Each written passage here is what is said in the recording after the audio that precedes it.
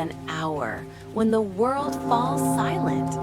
The moon bleeds red, shadows twist, and forgotten voices stir beneath the veil of night. This is the dark hour where light trembles and destiny whispers through the void. Step closer, for once you enter, there is no turning back. Welcome to the Dark Hour Pan.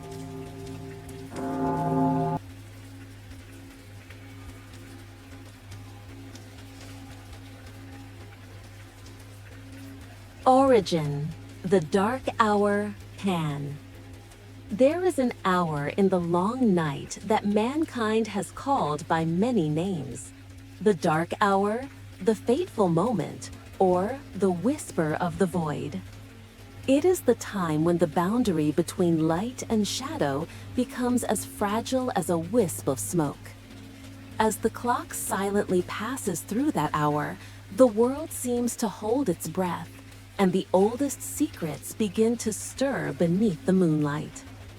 From the mystical valley of Valamora begins the tale of a child born with two opposing bloodlines. Pan Minos, a name echoing like an omen, would be the chosen one to heed the call of the blood moon, to uncover the secret sealed for thousands of years, and to face the forgotten land, Seret. The Dark Hour Pan is not merely a tale of adventure or a fairy tale.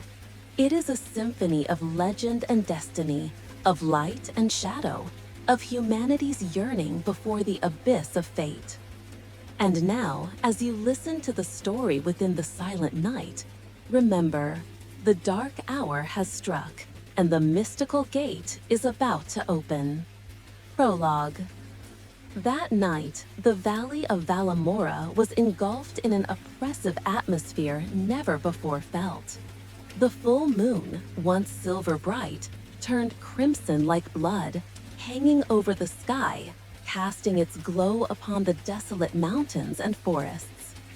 Thick mist rolled through wooden houses and stone fences like phantoms wrapping around the village. Inside a wooden house at the edge of the village, the desperate groans of a woman echoed, blending with the wind howling through the cracks of the door. The oil lamps flickered, their trembling light casting twisted shadows upon the walls. When the church bell struck its final chime of the night, the sky suddenly split open by a streak of green lightning tearing across the crimson moon. Inside the cold wooden house, a man was trying to speak to his wife, writhing in pain as though the contractions would take her life away. "Enma!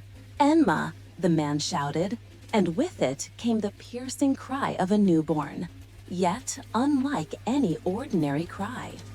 It stretched, echoing like the voice of the mountains, rattling the windows, snuffing out the oil lamp, while the child's face burned blood red in the hands of the old midwife. Immediately, the lake in the heart of the valley roared with waves.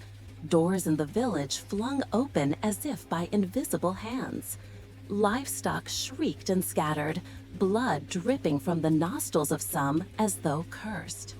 Above, a murder of crows burst from the forest depths, circling the roof in a frenzy, shrieking in ghastly cries. Across the valley, the ancient forest stood in eerie silence.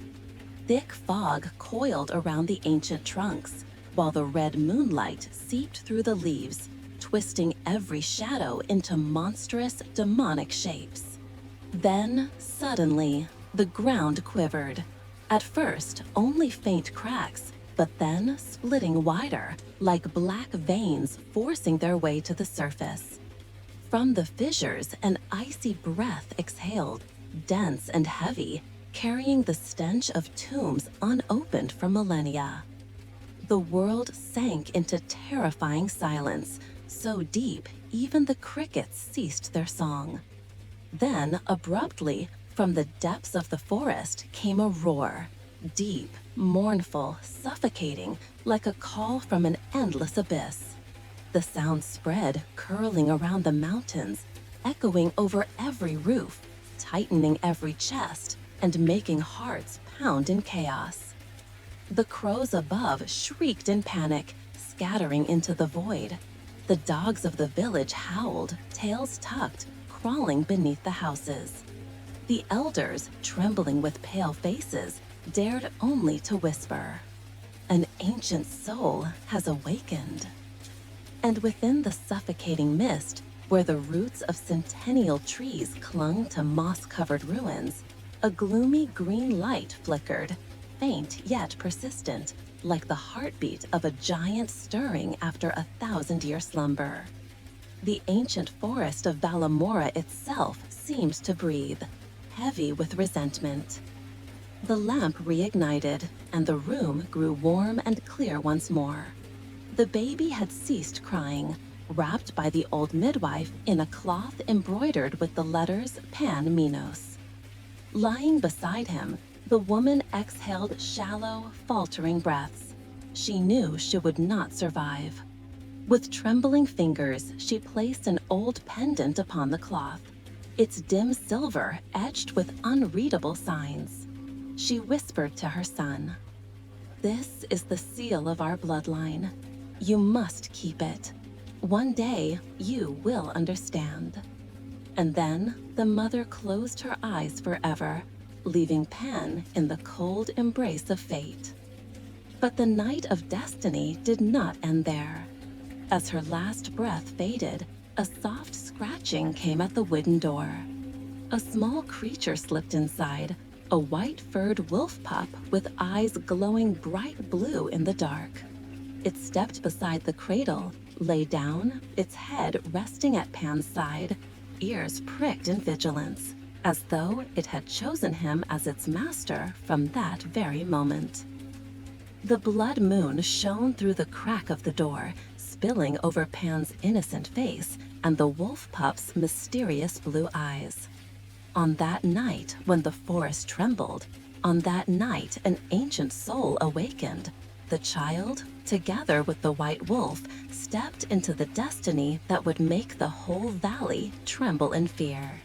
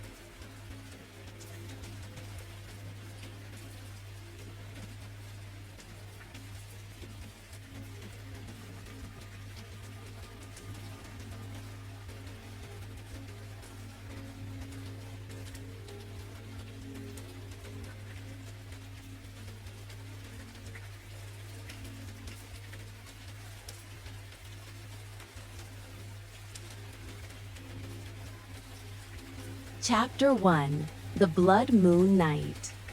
10 years had silently passed since that fateful night.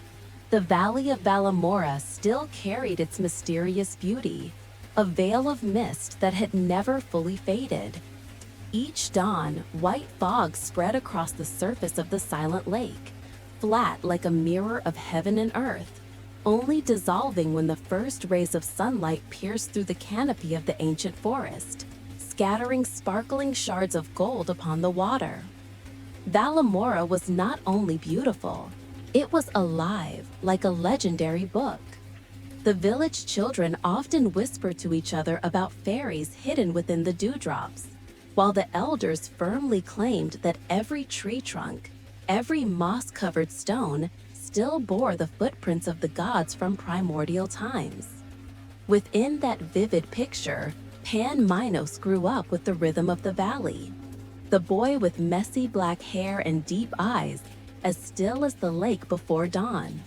His childhood was days roaming across the fields, his pure laughter blending with the rustic sound of a wooden flute. Yet sometimes, in the middle of joy, he would suddenly stop, listening to the howl of wolves echoing from the deep forest. A wild call, both strange and eerily familiar, as though awakening something long asleep within his blood. Always beside him was Laya, the faded white wolf. From a small creature that slipped through the door on the night of his birth, Laya had now become a majestic wolf, its snowy fur woven as if from heavenly silk, and emerald green eyes glowing with wisdom and power. Laya was not only a friend, but a guardian spirit, silently watching over every step of the boy who carried within him a secret no one could touch. The one who raised Pan was Irene, a woman whose hair had turned the color of frost and whose hands bore the marks of time. To Pan, she was the whole world, but in her gentle eyes always lay a nameless worry. Each time she saw Pan playing with Laya, her heart brimmed with love, yet weighed down with a silent fear, like a thin layer of moss growing thicker with time. She often looked up at the sky, counting each moon, her hands trembling as the final pages of the 10th year's calendar were about to be torn away. She knew the moment was drawing near. And there was Dorius, the eccentric old man living in a mossy hut at the edge of the forest. The villagers shunned him, calling him the ghost of the greenwood. But to Pan, Dorius was a teacher. He taught him how to read the tracks of wild beasts, how to listen to the rustling of leaves to sense the wind, and how to turn a crude wooden stick into a weapon. Dorius's eyes were clouded like morning mist, yet whenever he looked at Pan, they glimmered with a strange light. In the boy, he saw not just a child, but a prophecy stirring, a great destiny being prepared. And within Dorius's heart lay a deep sorrow, the sorrow of one who knew he must forge a child for a battle that could not be avoided. Then the day came.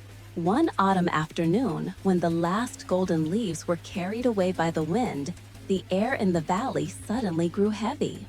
The cattle in the pens grew restless. The sky was cloudless, yet it bore a mournful gray. That night, the moon rose full and round, burning with a crimson hue like blood. After 10 years, the blood moon had returned. The whole valley plunged into chaos. Black crows poured out of the forest, circling in a mad frenzy. The silent lake churned with violent waves, though no wind blew. Inside the small wooden house, Irene lay on her bed, her breath faint. The blood moon's light streamed through the window, staining her pale face in red. She knew she would not survive. "Pan, come here, child," she whispered. Pan knelt beside the bed, holding her frail, cold hand. "Grandmother, don't leave me." Irene smiled, a smile both tender and sorrowful. She foresaw the path Pan was destined to walk. With the last of her strength, she drew out 2 objects from beneath her pillow.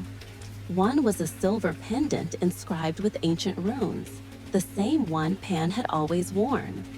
The other was a small dagger, its silver blade tarnished, a name carved upon it as though written in dried blood: Elric. "This is your father's name," her voice broke. "And this," she pressed into his hand a worn piece of goatskin. When Pan unfolded it, faint lines revealed mountains, seas, and strange symbols. At the center blazed a single name: Karet. That land where your mother's Minos bloodline once reigned, where glory began, and the curse still lingers. Only you can break it. Her breath faded. The blood moon outside the window blazed even fiercer. At the very moment she exhaled her last, the grief in Pan's chest erupted. That pain fused with the sinister energy of the blood moon awakened something long sealed within him. He rushed outside. The sky burned red as blood. The wind roared. Pan lifted his gaze, and in the mist he saw a tall figure in a black cloak, eyes sharp and sorrowful, like a lone wolf exiled from its pack. A deep, husky voice rose, not from outside, but from within his very veins. Pan, the blood within you has come to awaken. You are the gatekeeper. The ground trembled beneath him. Ancient runes carved upon a nearby stone suddenly blazed with light, half silver, half crimson. Pan collapsed, his body convulsing as if torn apart. He screamed, but his cry was no longer that of a child. It stretched long, echoing like the voice of mountains, merging with Laya's mournful howl. Across the valley, at dawn, Valamora dug the grave with his own hands, burying Irene beneath the ancient oak. He did not cry, but his eyes had lost all innocence, replaced by a cold resolve. He placed an oak blossom upon the fresh mound and whispered, "Grandmother, I promise I will find the truth." He rose, walking straight into the forest with Laya towards Dorius's hut. The old man was already waiting at the door, as though he had known everything. His clouded eyes looked upon Pan, not with pity, but with solemn weight. "She is gone," Dorius sighed. "And you have chosen your path, haven't you?" Pan nodded. The crimson of the blood moon still lingered faintly in his eyes. Dorius asked no more. Slowly he went inside, and when he returned, he carried something wrapped in old cloth. As he unveiled it, a sword appeared. Its blade was black as though swallowing the light, yet its edge shimmered with silver, like shackled moonlight. "This is Asterion, the sword of the gatekeeper," Dorius said, his voice hoarse. "It is not meant for you to simply wield, but for you to choose. Will you be the one to open the gate, or the one to guard it shut?" Pan reached out, his fingers brushing the blade, icy cold. Yet in that moment, the blood in his veins ignited, beating to a rhythm beyond his control. The sword trembled faintly, as though recognizing his master. Dorius gazed at him for a long time, before a rare, faint smile crossed his lips. "From this day forth, Pan, you are no longer a child." In the morning still air, Laya's howl rang across Valamora. It was no longer a cry of grief, but a call, a herald of a journey written into destiny since ancient times.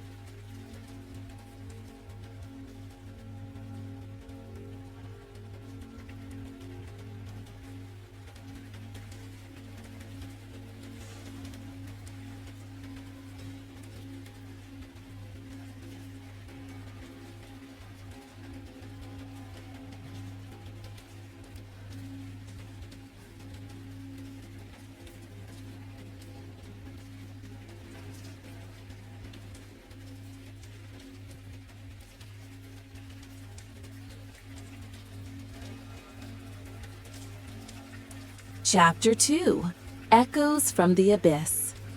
The path leaving Valamora was a cruel farewell. It was not a trail, but a thin scar Pan clung to, stretched across the colossal face of the Alps.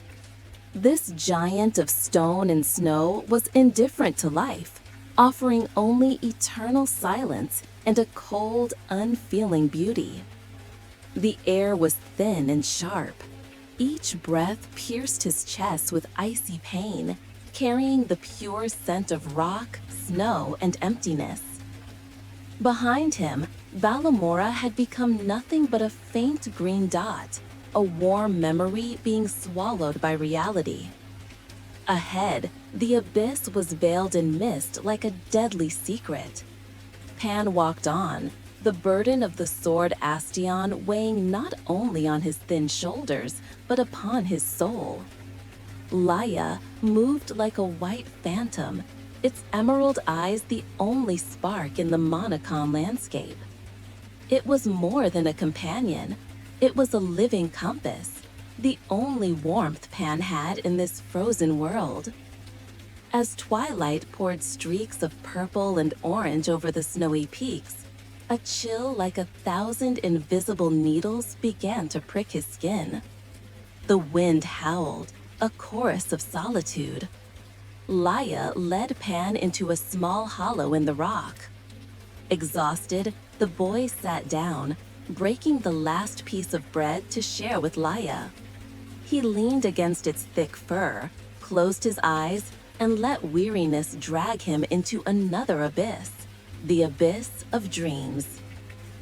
The dream began with a scent, the smell of toasted bread and burning pine wood, the fragrance of safety.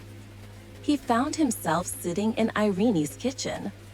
Outside it was likely winter, but inside, the fire in the hearth danced, licking away shadows, creating an impregnable warmth.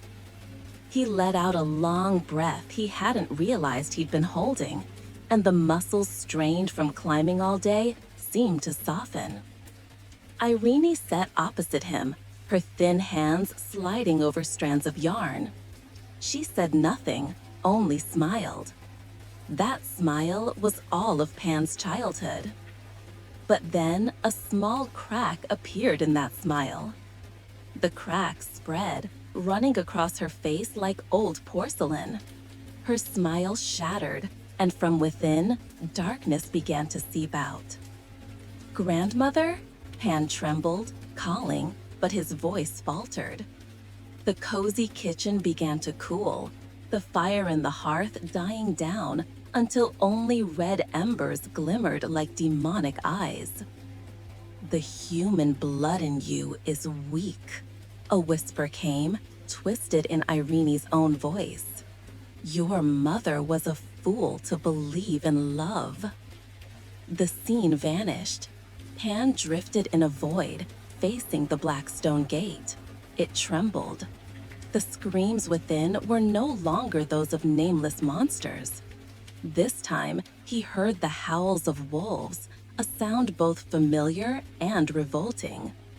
Through the cracks, hundreds of blood-red eyes glared at him, the eyes of an exiled pack. Another voice, deeper and more commanding, spoke from beyond the gate, coiling around his mind like a serpent. "Gatekeeper, you belong here. Open it. Come home." A clawed black hand reached out, seizing him. Just as terror was about to consume Pan, a silver light pierced the darkness. It was not warm like Irene's fire, but gentle and pure like moonlight. It pushed back the demonic hand. Within that silver glow, hazy images formed. Pan saw white towers rising into a sky of azure. He smelled the fragrance of olive blossoms and the salt of the sea breeze. He heard the lilting notes of a lyre, a melody both majestic and sorrowful. It was a beauty not of this world. It pulled at him, it beckoned. A woman's voice whispered, unlike the dreadful sounds before, echoing from ages past. "Saret." The struggle between the gate's terror and the alluring light of the strange land tore his dream apart. "No!" Pan jolted awake, heart pounding wildly in his chest. He was still in the cold hollow, yet sweat soaked his shirt. Laya nuzzled him, whined softly, and licked away the salty tears from his cheek. Then it turned to the cave's mouth, baring its fangs and growling low into the night, as if challenging the very phantoms haunting its master. Pan gasped, clutching the silver pendant on his neck. He was not merely afraid. For the first time, within the nightmare, he had seen something else, a spark of hope, a destination, a beauty worth fighting for. And that, in its own way, was more frightening than the demons behind the gate. The eternal tomb, deep beneath the Black Mountains. No moon or sun could reach this place. It was a prison carved into the mountain's heart, where only darkness, cold, and the echo of despair existed. The air was thick, steeped with the scent of stone, dried blood, and an ancient dark power.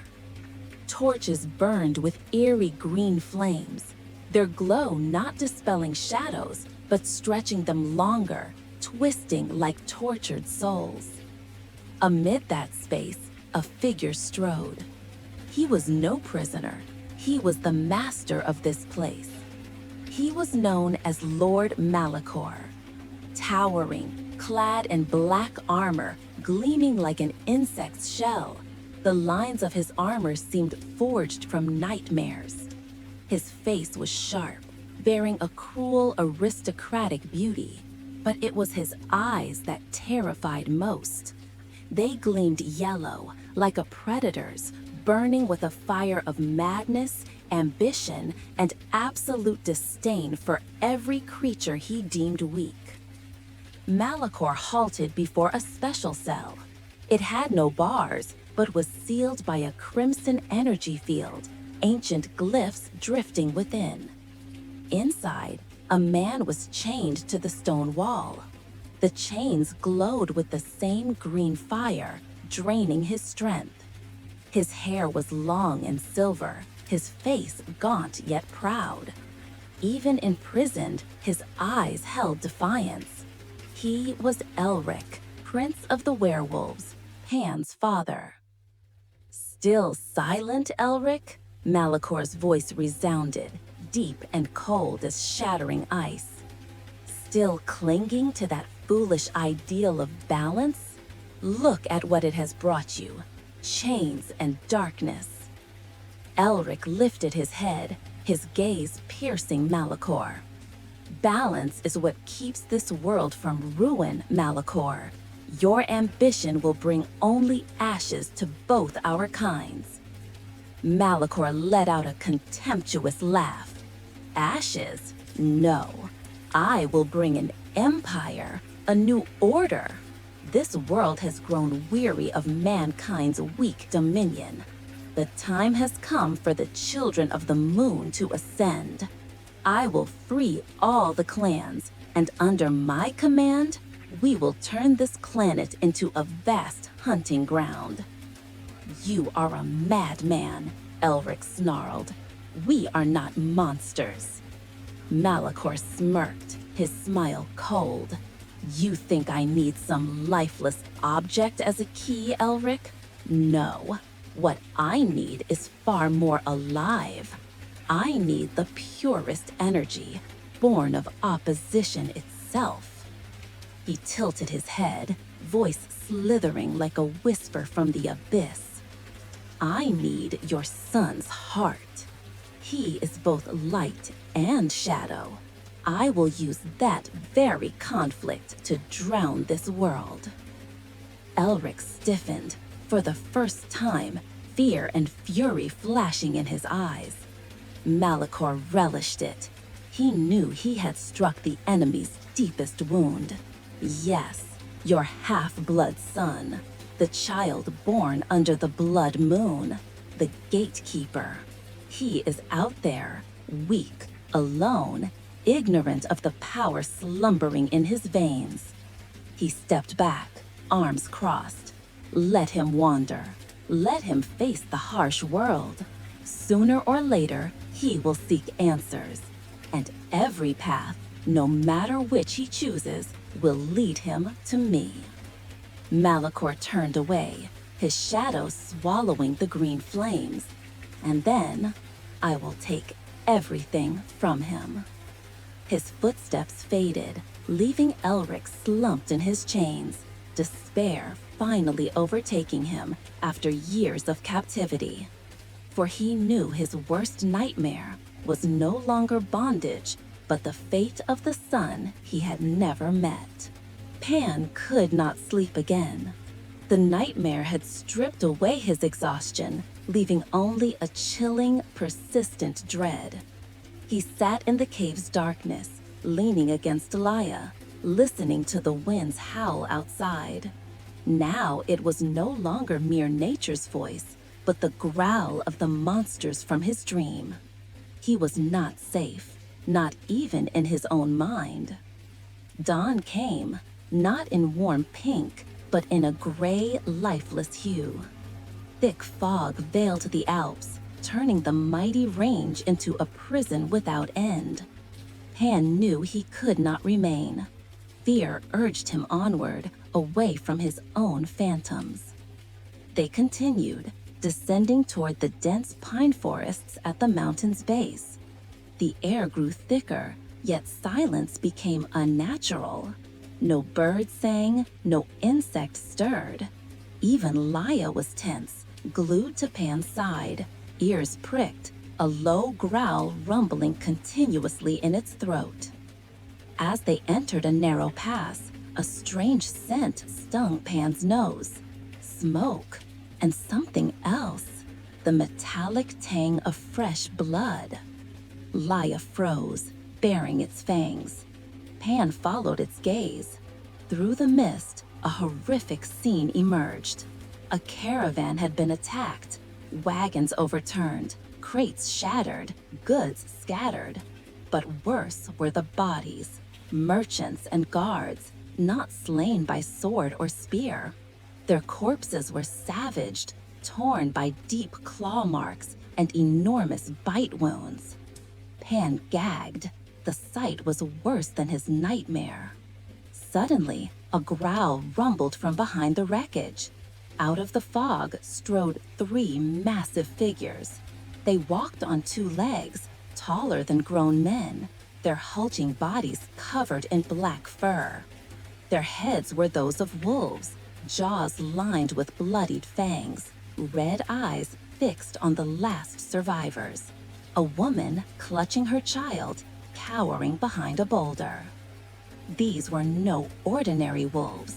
They wore crude leather armor, and on their shoulders was carved a sigil, a wolf bearing its fangs within a broken moon. Malicor's warband. One sniffed the air sharply, turning toward Pan. Its red eyes widened. It had caught his scent. A strange blood, it growled, voice gravelly as grinding stone. The stench of a traitor and of man. The 3 wolves forgot their prey. Their eyes gleamed with new hunger. They had found a far greater prize. Seize him! The hunt began. Pan bolted, terror driving him into the forest. Growls and pounding footsteps thundered behind. Laya ran alongside, snarling fiercely, but it knew it could not fend off 3 such beasts alone. One wolf leapt, closing the distance in a heartbeat, claws reaching for Pan's back. The boy stumbled, crashing onto the leaf-strewn ground. He looked up into the snarling face of death. In desperate instinct, Pan drew Asterion, but the sword was too heavy. He lifted it clumsily, only as a shield. The wolf sneered at the feeble defense and swung its claws down. Swish! A sharp hiss split the air. A silver arrow pierced the wolf's shoulder. It howled in pain, staggering back. From the branches above, a figure dropped, light as a panther. A woman, clad in dark leather, hair braided tightly, her face stern and cold. Her eyes gleamed like blades, and in her hands was a finely crafted crossbow. Malicor's blood fangs, she said, voice unwavering. You've strayed too far from your den. The 2 remaining wolves roared, charging her together. She did not flinch. Dropping the crossbow, she drew a strange weapon, a silver whip lined with small blades. It flashed in deadly arcs, cracking the air with thunderous snaps. One wolf was ensnared by the whip, the blades biting deep, smoke burning from its seared flesh. The other lunged from the side, but Laya struck, teeth clamping on its throat with desperate fury. The battle was swift and brutal. The mysterious woman fought with lethal precision, each strike targeting their weaknesses. Realizing their foe was too strong, the injured wolf gave a guttural signal, and the three retreated into the forest, vanishing into mist. Silence returned, broken only by Pan and Laya's ragged breaths. The stranger turned, her sharp gaze sweeping from Pan to Laya, then stopping on Asterion in his hands. A flicker of surprise crossed her cold face. A white wolf of the elder lineage, and the gatekeeper's sword, she murmured, still wary. Who are you, boy? And why would Malicor's chosen hounds hunt you? Her question hung in the icy air, sharp as the blades of her whip. Pan sat trembling on the ground, heart hammering. He looked at her, then at Asterion, feeling its weight differently now. Not just steel, but titles unknown to him. Elder lineage, gatekeeper. Laya stood before him, fur soiled with earth and enemy blood, growling softly. It was cautious, yet it seemed to sense she was no foe. The tense silence broke with sobs. Both Pan and the woman turned. The mother and child, survivors of the massacre, trembled behind the rock. The warrior's cold eyes softened. She coiled her whip, slung it at her side, and slowly approached. "It's over," she said, her voice gentler. "They're gone. You're safe now." She knelt, drawing water and bandages from her pouch, gently tending a scratch on the child's brow. "I'm Ilara," she introduced, calm yet steady. "Are either of you hurt?" The mother looked up, tearful.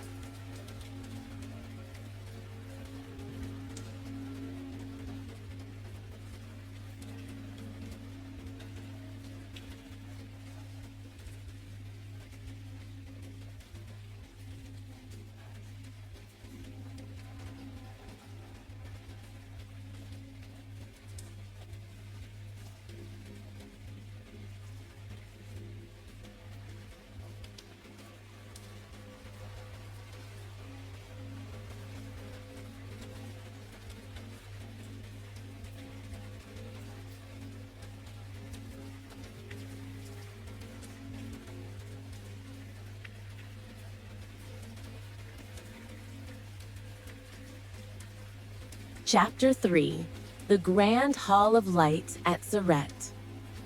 In its golden age, Surret was a symphony of white marble and light. Its towers rose proudly like fingers touching the sky, and shimmering crystal bridges arched across gentle rivers. The kingdom's power was balanced by two great houses, Minos, rulers through wisdom and their bond with the magic of light, and Malicor, warriors bearing the strength of the primal, protectors with the blood of wolves flowing in their veins. In the Grand Hall of Light, beneath a dome inlaid with 1,000 moonstones, King Farron Minos sat upon the throne. He was a wise king, his face radiating calmness, yet today his eyes carried the weight of worry. Before him stood Lord Vorlog Malicor. He had just returned from a campaign to quell the demon tribes at the borders, and his black armor still bore the lingering scent of blood. He was tall, arrogant, and his golden eyes burned with an unveiled fire. "I have brought victory to Surret," Vorlog declared, his voice echoing through the great hall. "And this victory proves one thing. It is strength, not prayers, that protects this kingdom." King Theron nodded. "I have never doubted the courage of House Malachor, Surret Ozio." "Gratitude is not enough," Vorlog replied bluntly. "House Minos has ruled too long with fragile laws of peace. They shackle our true power. I propose a change, a dual reign. House Minos shall oversee domestic affairs.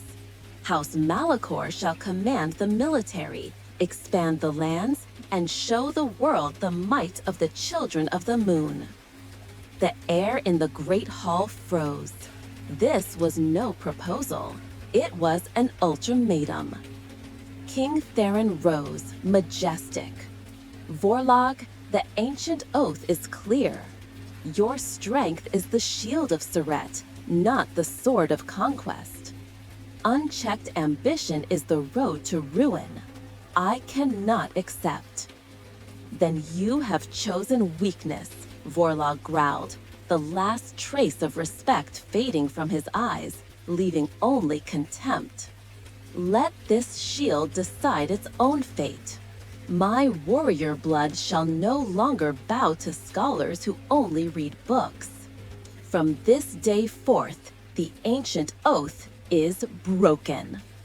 He turned sharply, his black cloak sweeping across the marble floor like a harbinger of death.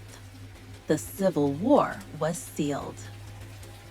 That night, in the ancestral crypt beneath the Malachor stronghold, the air was thick with stench, not of fresh blood, but of rot, of time, of buried secrets. No flame was lit, save for candles made from human fat, casting sickly yellow light that flickered across grotesque carvings on the stone walls, half human, half beast creatures tearing each other apart under a blood moon. Lord Vorlog Malachor stood alone before an altar of black obsidian, its surface stained with dried, blackened blood. The humiliation in the grand hall had festered into a furious storm within his chest, like a beast clawing from within. "You have seen it." A voice arose, not from anywhere, but from the very bones beneath the ground. "They will never grant you what you deserve. The light of Minos is but a chain upon the strong." The voice laid bare Vorlog's deepest desires. "I know," he growled, his fist clenched so hard his nails pierced flesh. "I was blind to believe in honor." "Then break those chains," the voice whispered with venomous temptation, crawling like poison into his very sinews. "Abandon the old oath. Swear a new one. A pact with true power. A pact not only of blood, but of your very soul." Vorlog did not hesitate. He drew a dagger from his belt, its sharp blade carving deep across his palm. Dark red blood gushed forth, not dripping, but flowing into a chalice of human bone, intricately carved with figures devouring souls. He raised the chalice high, his golden eyes now no longer human, but those of a madman who had found truth. "I, Vorlog Malachor, heir of the wolf-blooded line," he roared, his voice shaking the crypt, mingling with the wailing winds outside. "I renounce the ancient oath that bound me to the weakness of Minos. I cast away that rotten light." He gazed into the blood-filled chalice, then at the grotesque carvings. "By my trampled honor, by my burning thirst for dominion, I sell my soul to the darkness. I offer my blood, the loyalty of my house, to you. Drink, take all that is mine." He tilted back his head, drinking not only the blood, but swallowing the very shadows that cloaked him. A roar ripped through the crypt, not Vorlog, but something that had entered him. His flesh swelled, veins of black and green bulged across his neck and face. His eyes blazed with crimson fire. He did not fall. He stood, convulsing violently as dark power surged through every muscle. The bone chalice shattered into dust, and the last drops of blood on his lips sizzled black like acid. Vorlog did not scream. He laughed, a vile, contemptuous laugh mingled with the howl of a beast unleashed. When the convulsion ceased, Vorlog stood shrouded in a thin veil of black smoke. His eyes glowed like embers, deep as an abyss. He lifted his hand. His nails had grown long, sharp, gleaming with death. The pact was sealed. The curse was sown. And the fate of Surette was bound in blood by one who had utterly fallen. The path to the refuge of the Griffin Wardens was not a trail. It was a secret whispered by the winds, revealed only to those carrying the pain of a lost homeland. Elora led Pan through narrow ravines where they had to squeeze sideways, through ancient forests where sunlight never touched the ground, and finally to a sheer cliff face blanketed in moss and vines. She placed her hand upon a stone shaped like a lion's head, and a deep rumble resounded. A section of wall shifted, revealing a dark passage. Yet beyond lay not a damp cave, but a stone balcony overlooking a forgotten world. "Welcome home, Pan Minos," whispered Elora. "This is the home of the Griffins." Below them stretched a long, narrow valley, encircled by towering peaks, cliffs standing like giant sentinels. The valley was cloaked in ancient forest, with a clear brook winding over mossy stones, glimmering like a silver thread. Nestled beneath the trees and along the stream were sturdy wooden homes, white smoke curling warmly from their chimneys. Pan could hear the hammering of a blacksmith, voices laughing, and the rush of water, a hidden symphony of life. This was not a camp. It was a village, a refuge, a promise of survival. Pan's gaze swept the valley, settling on the central clearing. There stood a woman with hair as white as frost, her hand resting gently on the hilt of a sword thrust into the earth. She spoke no words, merely watching the warriors at their drills. Yet when she passed, even the strongest knights paused and bowed their heads. The entire place seemed to orbit her presence. Pan's heart beat strangely. He had never seen her face, yet a profound familiarity rose within his chest.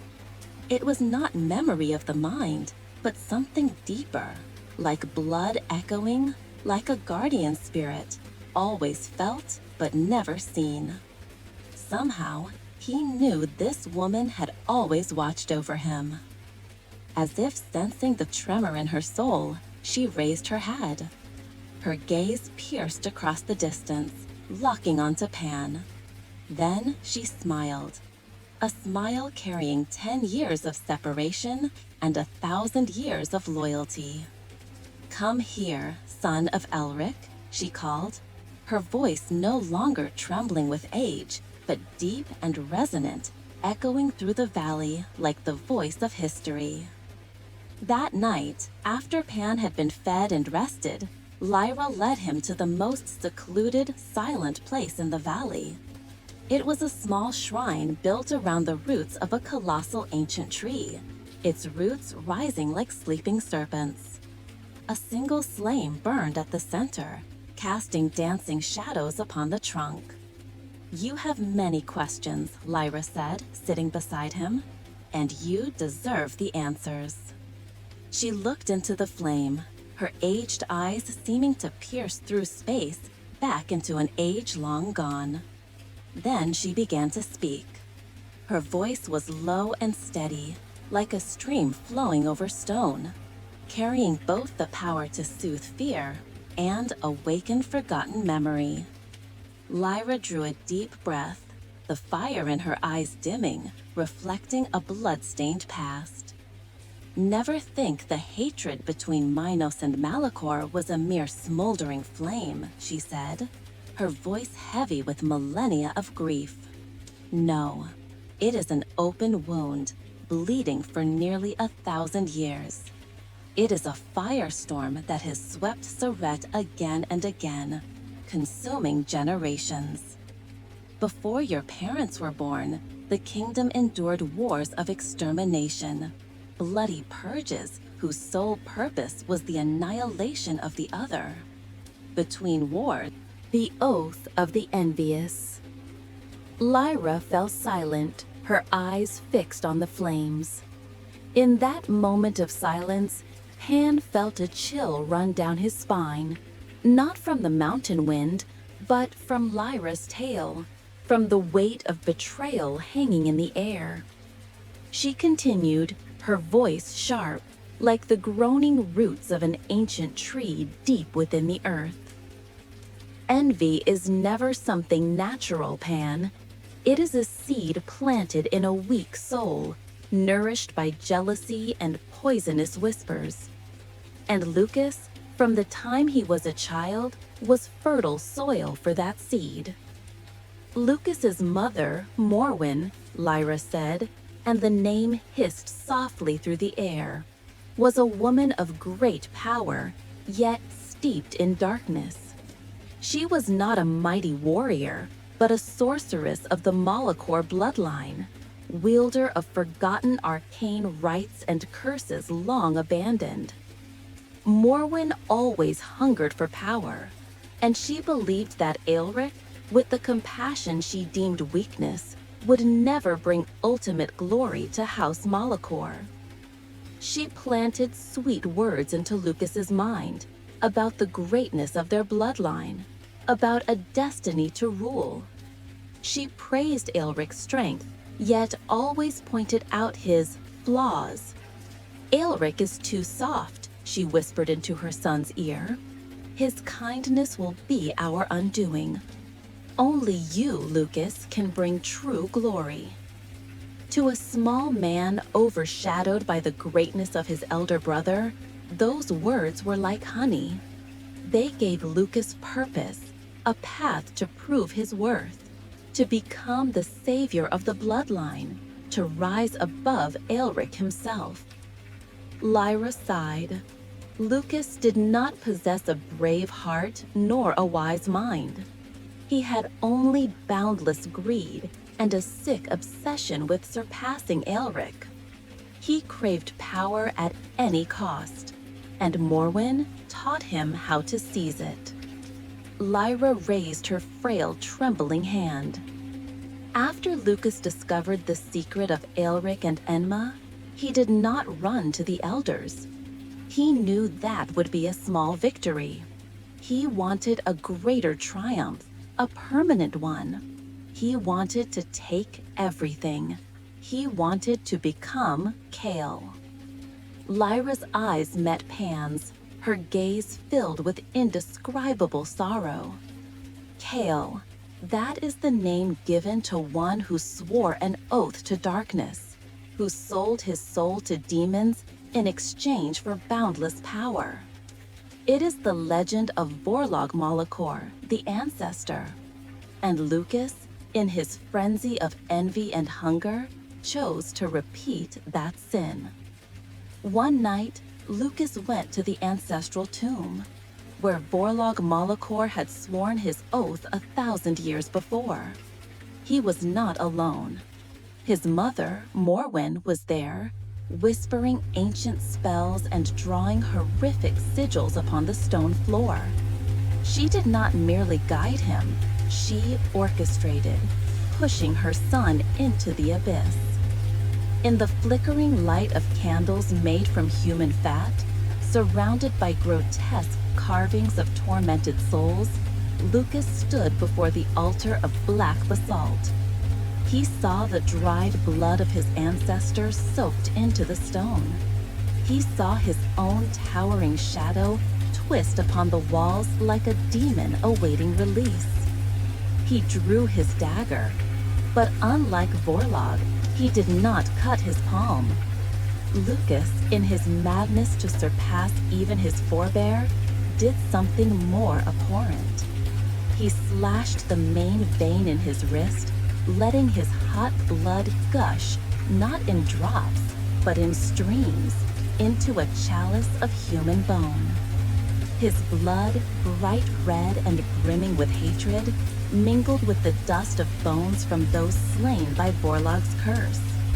Morwen whispered the final incantation, an ancient summoning, and the bone chalice began to quake, the blood within boiling into black froth like ink.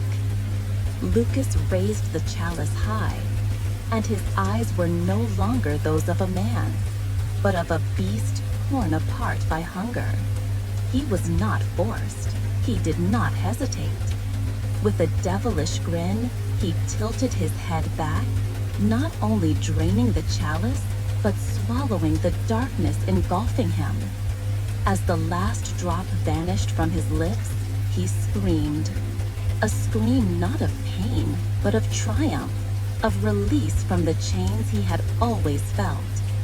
And when that scream faded, Lyra whispered, her voice now barely audible, Lucas was dead.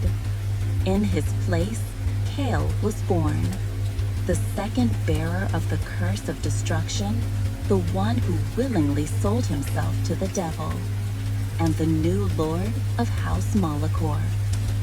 The flames in the shrine seemed to shiver, dimming slightly. The air thickened with tragedy, with the presence of an ancient darkness. Han sat frozen, a chilling horror sinking deep into his bones.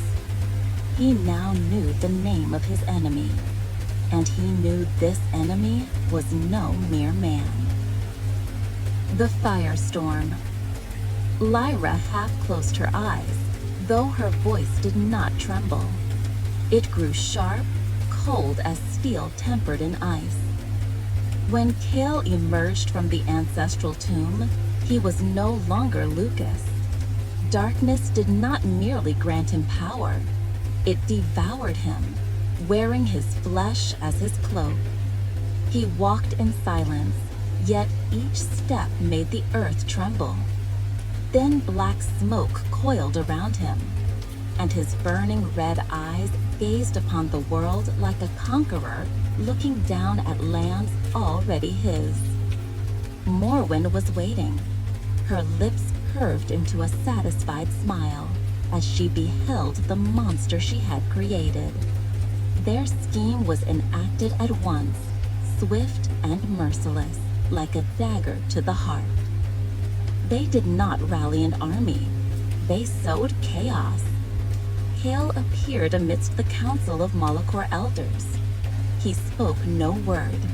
He merely raised his hand, and darkness surged from the floor, chaining and strangling all who dared meet his eyes.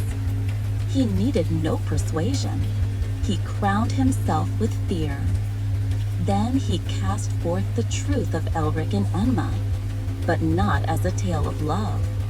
He bellowed that it was betrayal, desecration.